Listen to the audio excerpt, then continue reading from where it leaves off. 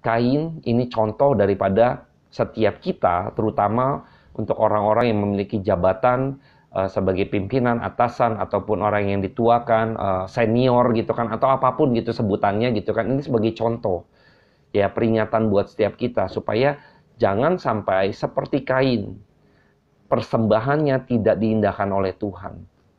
Persembahannya tidak diindahkan oleh Tuhan. Nah, mari kita buang segala kebencian itu dengan cara mengakui kesalahan kita, ya, meminta maaf kepada orang gitu yang sudah memberitahukan kebenarannya gitu kan, dengan rendah hati kita kepada Tuhan, minta ampun pada Tuhan, dan itu akan diperkenankan oleh Tuhan.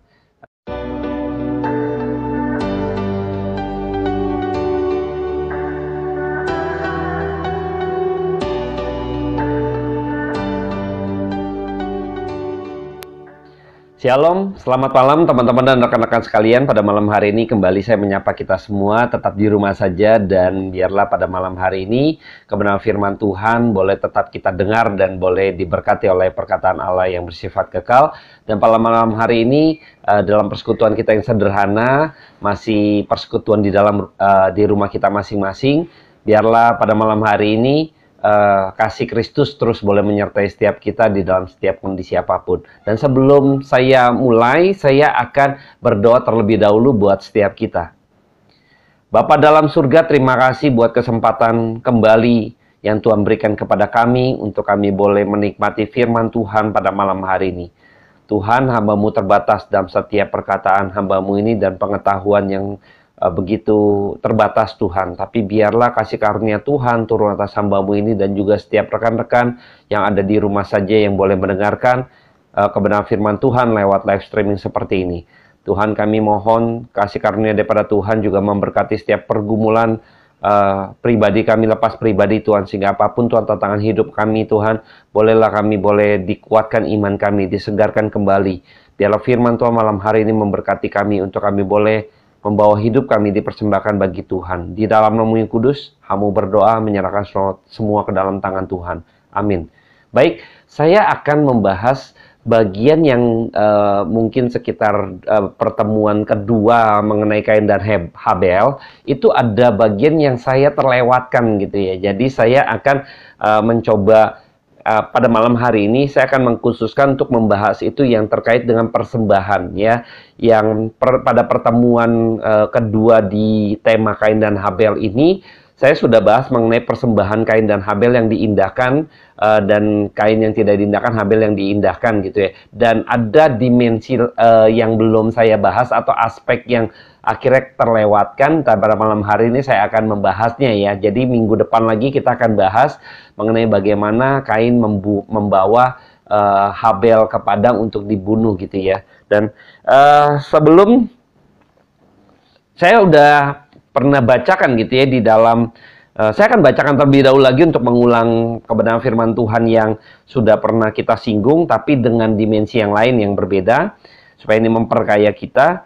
Kejadian 4 ayatnya yang ketiga sampai yang ke-7 saya akan bacakan ya.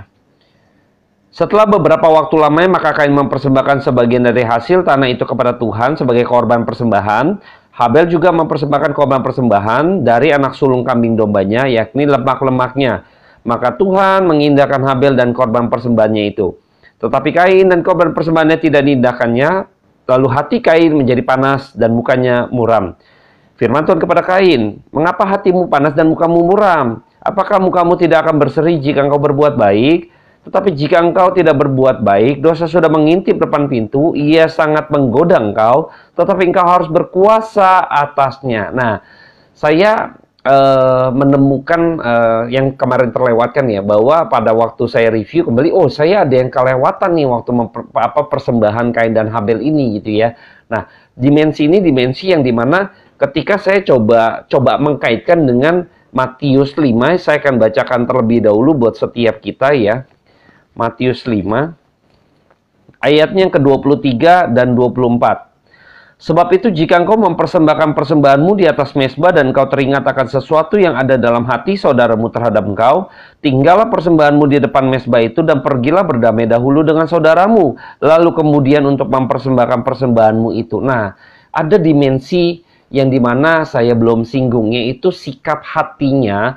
Jadi pada waktu kita melihat bahwa peristiwa Kain dan Habel ini katakanlah ada yang tafsiran Kain terlebih dahulu, ada yang Habel terlebih dahulu. Saya ya nggak mau siapa yang lebih dahulu gitu kan, intinya Kain misalnya mempersembahkan, oke, dia mempersembahkan lebih dulu, misalnya seperti kemarin saya sudah singgung juga di dalam persembahan perumpamaan mengenai orang Farisi yang berdoa dengan pemungut cukai.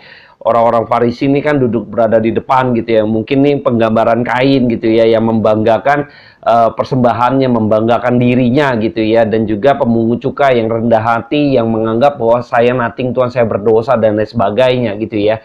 Nah, saya melihat bahwa ketika Kain mempersembahkan lalu tidak diindahkan Tuhan, lalu dia sebenarnya juga sudah tahu gitu ya.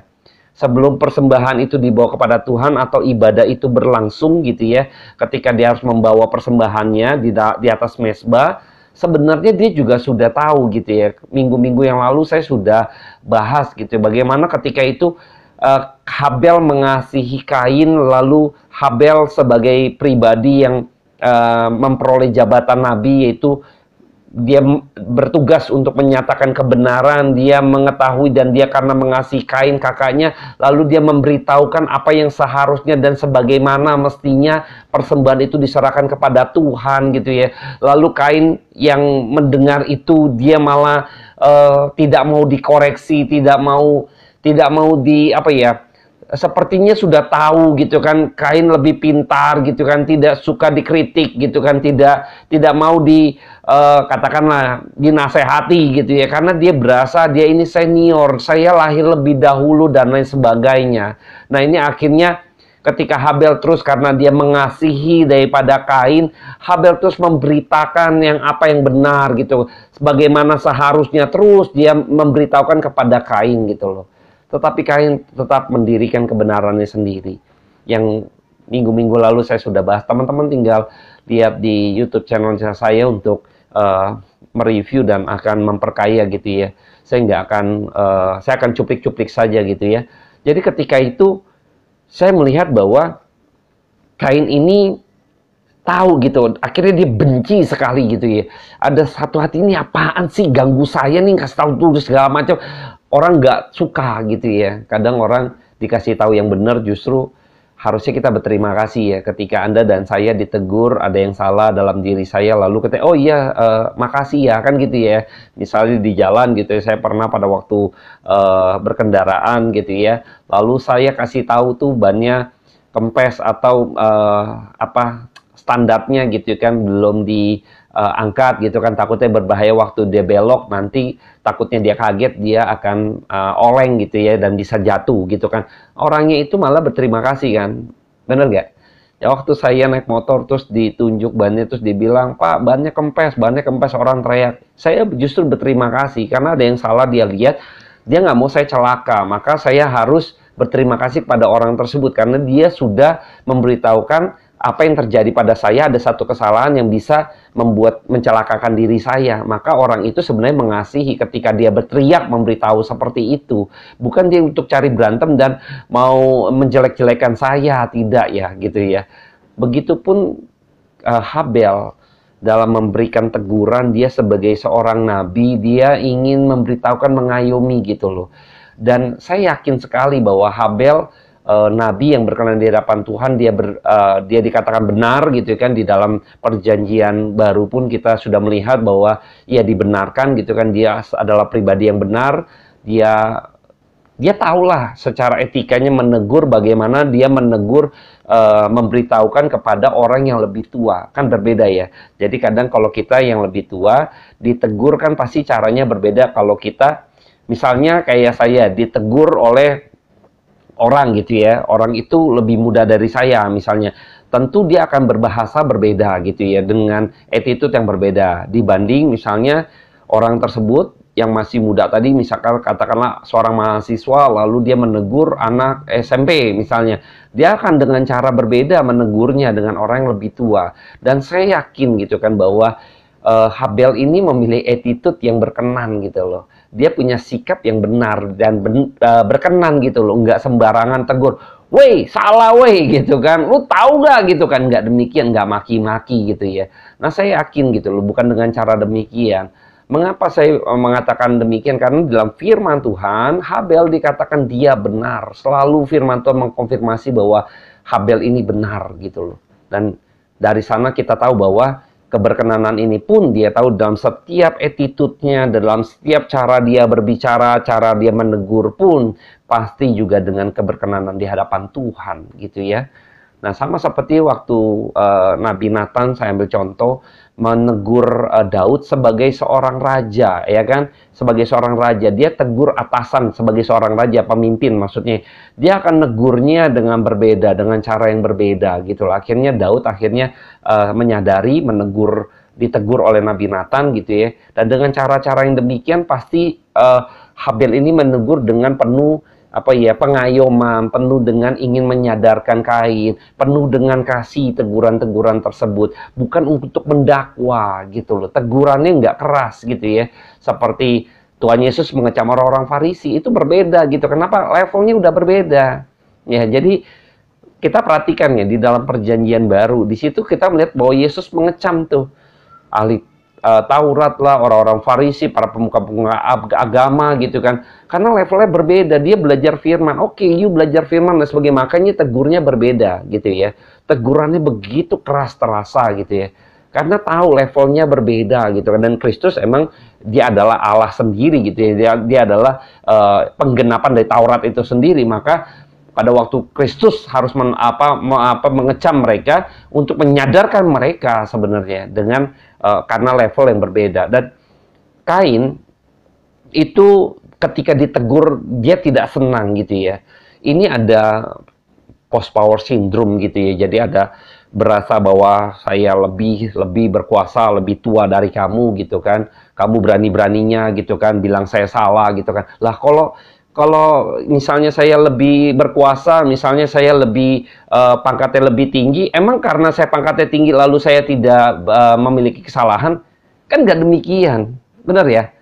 Mentang-mentang saya orang kaya, apakah saya orangnya terus akhirnya bebas dari kesalahan? Kan tidak gitu loh. Nah ini seringkali post power syndrome kayaknya. Jadi berasa hebat, berasa lebih dari orang gitu ya. Jadi salah benar itu saya yang nentukan gitu. Nah, ini udah salah kaprah gitu ya, salah kaprah. Nah, saya melihat bahwa sikap hati daripada Kain harusnya ketika dia tahu nih, dia sebenarnya sebelum persembahan atau ibadah itu kan sudah ditegur terus oleh Kain gitu ya. Oleh Habel ya. Kain ditegur terus oleh Habel. Jadi harusnya Kain tuh memiliki hati yang terbuka untuk akhirnya memperbaiki kesalahannya dan mencoba untuk mengikuti apa yang sebenarnya semestinya yang sudah diberitahukan Habel mengenai persembahan gitu ya. Tetapi Kain ini karena terus ada demikian, maka dia ada satu kejengkelan gitu loh. Orang tuh kalau dikritik mulu gitu kan, padahal ini sebenarnya kritik yang benar ya, maksudnya bukan menghakimi, tapi lebih kepada kasih tahu yang benar, kasih tahu yang benar. Kita tuh nggak betah gitu ya, sama seperti orang tua kita nasihatin kita supaya kita tuh benar gitu ya. Kadang kita ada satu kesalahan-kesalahan, ada egonya kita, hawa nafsunya kita, lalu orang tua nasihatin terus kita malas dengerin, jadinya benci sama orang tua kadang ya. Jadi kadang kita tuh seperti itu. Jadi Kain ini merasa bahwa akhirnya dia udah ada satu hati yang nggak damai gitu. Ada satu hatinya bertolakan, ada satu ketidakdamai sejahteraan, ada satu kebencian, ada satu amarah gitu yang ada di dalam hatinya gitu loh. Nah ini yang Tuhan mau bereskan gitu sebenarnya. Dalam persembahan akhirnya yang dia tolak itu, nah ini aspek yang kemarin belum saya sentuh gitu ya. Jadi dia harus dibereskan hatinya.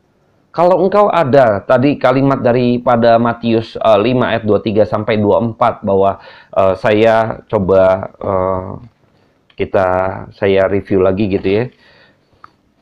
Nah, sebab itu jika engkau mempersembahkan persembahanmu di atas mezbah dan engkau teringat akan sesuatu yang ada dalam hati saudaramu terhadap engkau gitu kan. Bisa saja gitu kan, misalnya saya salah bicara gitu, jadi saudara saya tersinggung, misalnya seperti itu ya. Tinggallah persembahanmu di depan mezbah itu, pergilah berdamai dahulu dengan saudara, lalu kembali untuk mempersembahkan persembahan itu. Atau mungkin saya nih, begitu kamu tegur, saya nggak seneng sama kamu gitu kan, saya udah punya negative thinking sama kamu gitu ya. Nah ini Tuhan minta bahwa setiap kita ya, seharusnya benar-benar membenahi diri kita nih, hati kita yang di dalam ini. Yang kelihatan ini nggak kelihatan ya, maksudnya emang tidak kelihatan ya. Motif kita, latar belakang kita gitu ya. Orang bilang nih, hati kita nggak ada yang tahu gitu ya. Orang bisa aja say hello apa gitu kan, tapi dalam hatinya benci banget itu bisa gitu ya. Nah Tuhan pengen tuh yang tidak kelihatan tadi gitu loh, yang Tuhan bisa lihat. Mungkin orang lain nggak bisa lihat gitu loh, tapi Tuhan bisa lihat gitu. Jadi Tuhan nggak mau, Tuhan pengen beresin yang nggak kelihatan tadi, yang di dalam tadi, yaitu hati kamu gitu. Kain mau dibereskan, mau dibenahi itunya gitu ya. Sampai makanya ketika kita mendengar bahwa dosa begitu menggoda gitu kan, mengintip engkau, berkuasa atasnya. Tuhan juga udah mengetahui nih gitu loh. Ini ada satu danger gitu loh. Tuhan peringatkan gitu. Dan itu minggu lalu juga sudah saya bahas, teman-teman bisa lihat lagi gitu ya. Jadi saya melihat bahwa Habel ini hanya mencoba untuk mengayomi Kain karena begitu mengasihi gitu ya. Tapi yang di sini ketika kita tahu bahwa dari kejadian ini ketika Kain tidak diindahkan karena Kain itu memiliki hati yang begitu panas gitu ya. Maka Alkitab juga tadi sudah saya bacakan, kenapa mukamu muram tidak berseri kalau engkau berbuat baik, karena udah ada niat jahat gitu loh. Udah ada negatif thinking dalam pikirannya. Hatinya ini sudah jahat, lalu pikiran kabur ke dalam pikiran, dan akhirnya kita tahu ya, eksekusinya pembunuhan gitu loh. Ada rencana jahat yang akhirnya dibunuh itu Habel dibunuh oleh Kain gitu loh.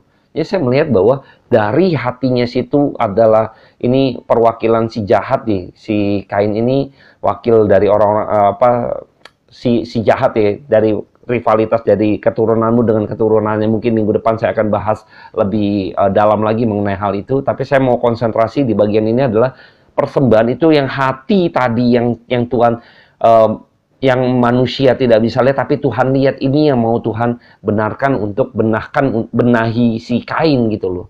Nah ini persembahan dia ditolak karena dia memiliki hati yang begitu jahat. Dia menyimpan, dia harusnya punya kesempatan untuk datang kepada Habel dan memohon maaf atau meminta maaf atau mengakui kesalahannya. That's it gitu loh. Seberapa banyak dari kita yang untuk menutupi kesalahan kita, justru kita mendirikan kebenaran sendiri yang akhirnya sebenarnya makin bikin kita salah gitu ya. Jadi dosa tuh begitu ya, jadi kelipatan gitu ya. Kita berbohong, kebohongan untuk menutupi kebohongan pertama, kita bikin kebohongan kedua. Muncul lagi kebohongan 1 dan 2 jadinya. Untuk menutupi kebohongan kedua ini hampir terkoyak gitu ya. Lalu kita bangun lagi kebohongan ketiga untuk menutupi kebohongan 1, kedua. Dan ini jadi ada 3. Selalu jadi kumulatif gitu loh. Hati-hati, berbahaya ini. Kumulatif gitu loh. Ini sama seperti akhirnya utang berbunga lama-lama besar gitu kan. Gawat ini gitu loh. Seharusnya dibereskan di awal gitu. Jadi kalau misalnya sudah dibereskan itu, maka jadi kepahitan, iri hati, kebencian itu jangan ada tinggal di dalam hati setiap kita harusnya. Mengapa? Karena kalau tidak, maka hati kita ini akan berakar satu kejahatan itu. Kalau udah berakar gitu ya, itu nunggu waktunya aja, nunggu buahnya aja tumbuh gitu. Karena kalau iri hati, kebencian ada dalam diri kita gitu ya, terus juga ketidaksukaan gitu kan, terus kita pendam gitu kan, dendam lah gitu kan, benci lah gitu kan, sesuatu yang buruk terus kita pendam di dalam hati kita, itu akan berakar, bahaya. Kalau sudah berakar, dia akan bertumbuh dan tunggu waktunya saja itu akan berbuah gitu loh. Hati-hati. Dan Kain tidak membuang itu. Maka di dalam Matius 5, maka oleh sebab itu engkau harus pergi dan berdamai dahulu. Artinya engkau rilis, engkau buang. Jangan pernah ada iri hati, kebencian gitu kan. Itu buang jauh-jauh daripada kita. Dengan cara apa? Mengakui kesalahan kita. Kebencian itu muncul karena kita nggak mau mengakui kesalahan kita. Kebencian itu muncul juga karena arogansi kita mempertahankan kebenaran yang salah. Gitu loh. Jadi kita harus buang itu dengan cara mengakui. Enggak apa ya, sebenarnya simpel, tapi kadang orang nggak mau ya. sulit sekali bagi setiap manusia, yang apalagi beberapa tipe manusia ya, arogansi tinggi, gengsi tinggi, apalagi posisi Kain nih, lebih tua, lebih senior ya, secara jabatan warisan dia yang lebih tua, dia punya hak 2/3 gitu ya. Kalau misalnya dalam harta warisan misalnya, dia lebih besar segala macam, agak sulit gitu loh. Nggak mau, dan ini jangan sampai post power syndrome ini. Hati-hati, ini yang bikin celaka orang jatuh nih, kayak gini-gini, dihukum Tuhan nih kayak gini-gini nih, kayak model-model Kain. Maka mari kita sebagai yang lebih memiliki jabatan, kita memiliki mungkin sebagai atasan, sebagai pimpinan, kita mungkin sebagai orang yang lebih dituakan gitu kan, kita yang mungkin lebih daripada mereka gitu kan. Kalau kita salah, yuk buru-buru, jangan mendirikan kebenaran kita sendiri yang salah, mempertahankan kebenaran yang salah tadi, tapi kita buang, kita akui itu, sehingga tidak ada rasa kebencian, tidak ada rasa iri hati, tidak ada rasa dendam terhadap orang-orang yang ada di sekeliling kita gitu, atau yang terlebih lagi memberitahukan kebenaran itu yang sebenarnya dia benar. Itu menghindari kita untuk berbuat jahat. Hati kita tidak akan dibuahi oleh perbuatan jahat. Kenapa? Karena tidak berakar. Kita buang benihnya. Kita buang benihnya itu dengan cara apa? Mengakui kesalahan kita. Berdamailah, pergilah berdamai. Ketika kita berkata berdamai, maka saya mengatakan, Tuhan ampuni saya, maafkan saya. Itu mengakui kesalahan kita. Itu berdamai. Kita akui kesalahan kita terhadap rekan kita, saudara kita, atau apapun. Bahaya ini kalau tidak. Karena apa? Betapapun hebatnya persembahan kita, banyaknya persembahan Kain, betapa hebatnya persembahan itu mungkin ya, tidak akan diperkenan oleh Tuhan. Sekalipun misalnya dia bawa kambing domba misalnya gitu ya, katakanlah benar gitu kan, kambing domba juga kan ada darahnya, juga ada persembahan juga, iya benar. Tetapi kalau hatinya tidak gitu kan, waduh, ini juga nggak berkenan. Kita tahu bahwa di dalam Alkitab juga ada yang mempersembahkan gitu kan, persembahan gitu ya, kayaknya perpuluhan, tapi ada yang seorang janda miskin misalnya gitu kan, dia mempersembahkan, pengemis misalnya mempersembahkan dari kekurangannya. Saya nggak bahas di poin itu.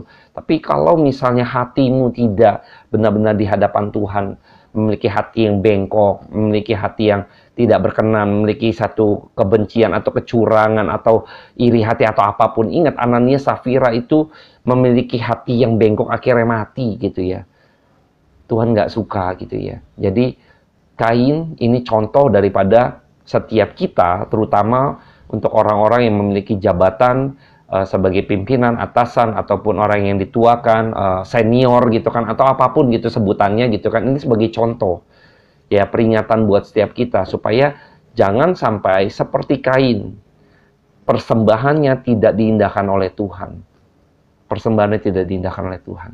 Mari kita buang segala kebencian itu dengan cara mengakui kesalahan kita ya, meminta maaf kepada orang gitu yang sudah memberitahukan kebenarannya gitu kan, dengan rendah hati kita kepada Tuhan, minta ampun pada Tuhan, dan itu akan diperkenankan oleh Tuhan.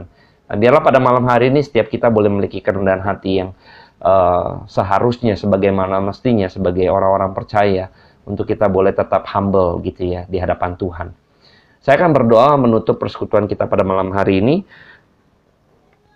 Bapak, terima kasih buat kebenaran firman Tuhan yang boleh kami dengar pada malam hari ini. Hamba-Mu terbatas sekali lagi Tuhan di dalam segala pengetahuan dan ucapan Tuhan. Tapi biarlah urapan daripada Tuhan mengurapi setiap pembicaraan hamba-Mu ini, sehingga boleh berbicara, Roh Kudus-Mu yang berbicara pada setiap hati dan pikiran kami, sehingga kami boleh diingatkan, sehingga kami boleh disegarkan, sehingga kami boleh dikuatkan kembali Tuhan. Biarlah penghiburan demi penghiburan boleh turun atas setiap kami Tuhan. Biarlah kami boleh memiliki kerendahan hati ya Bapa di dalam kehidupan kekristenan kami Tuhan. Di dalam nama yang kudus, hamba berdoa menyerahkan dalam tangan Tuhan. Kiranya berkat damai sejahtera daripada Allah, sukacita pada Yesus Kristus, dan penyertaan pada Roh Kudus turun atas setiap kami Bapa. Haleluya. Amin. Terima kasih teman-teman yang sudah bergabung. Kiranya pada malam hari ini Tuhan Yesus memberkati kita semua. Amin.